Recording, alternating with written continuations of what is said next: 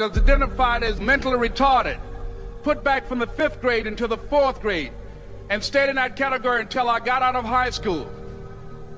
I don't have any college training, but I met a high school teacher who one day changed my life. I was waiting on another student, and when he came in, he said to me, "Young man, go to the board and write what I'm about to tell you." And I said, I can't do that, sir. He said, "Why not?" I said, "I'm not one of your students." He said, "It doesn't matter. Follow my directions now." I said, "I can't do that, sir." He said, "Why not?" I said, "Because I'm educable mentally retarded." And he came from behind his desk and he looked at me. He said, "Don't ever say that again. Someone's opinion of you does not have to become your reality." And as he talked, my heart began to beat fast. Tears began to run down my eyes, and I was in the back just listening to him, because the speech he was giving, that speech was for me. And he said, "Let's proud myself." He said, "I want you to practice every day being a disc jockey." I said, "But I don't have any job now." He said, "It doesn't matter."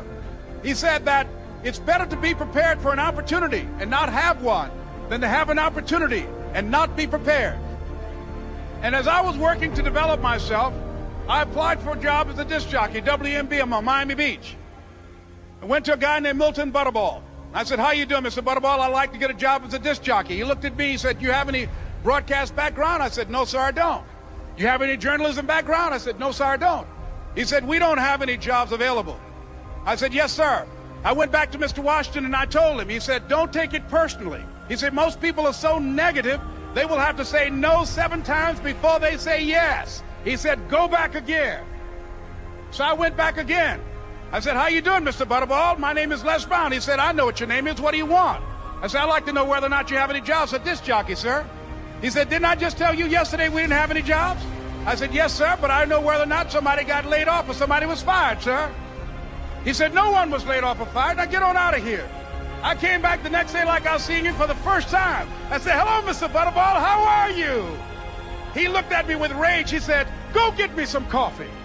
I said, "Yes, sir." And I went to get him some coffee.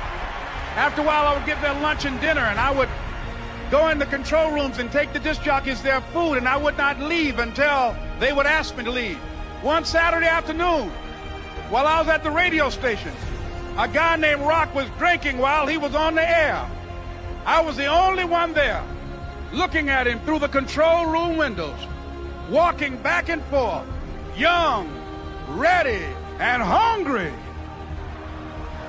Pretty soon the phone rang, and it was the general manager. And I answered the phone. I said, "Hello?" He said, "Les, this is Mr. Klein." I said, "I know." He said, "Rock can't finish his program." I said, "I know." He said, "Would you call one of the other DJs in?" I said, "Yes, sir." I hung the phone up. I said, "Now he must think I'm crazy." I called my mom and my girlfriend, Cassandra. I said, "Y'all turn up the radio and come out on the front porch. I'm about to come on the air." I waited for about 20 minutes, and I called him back. I said, "Mr. Klein, I can't find nobody." He said, "Young boy, do you know how to work the controls?" I said, "Yes, sir." He said, "Go in there and don't say nothing here." I said, "Yes, sir." I couldn't wait to get behind those controls. I put on an old Stevie Wonder record called Fingertips. I sat down behind that turntable. I said, "Look out, this is me, LB Triple P, Les Brown, your platter playing papa. There were none before me, and there will be none after me. Therefore, that makes me the one and only. Young and single and love to mingle, certified, bona fide, indubitably qualified to bring you satisfaction, a whole lot of action. Look out, baby, I'm your love man." I was hungry. I was hungry. You got to be hungry. Begin to know that you have greatness within you.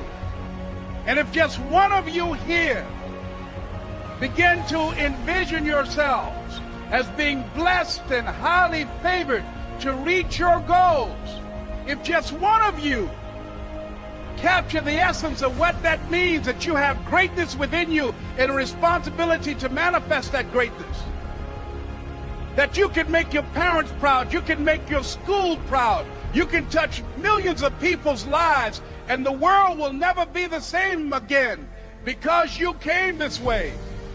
It was hard, ladies and gentlemen, coming to speak to people. And I was facing financial difficulties in my own life. I was behind on my bills and my dreams, and I'm saying to them, you can live your dream. It was hard, ladies and gentlemen. It was very difficult to pick myself up each day believing that I could do it. There were times that I doubted myself. I used to ask myself, can I do this? And something said within me, you're the one. Don't give up on your dream. By continuing to push forward, by continuing to run toward my dream, that one day I would have my own talk show.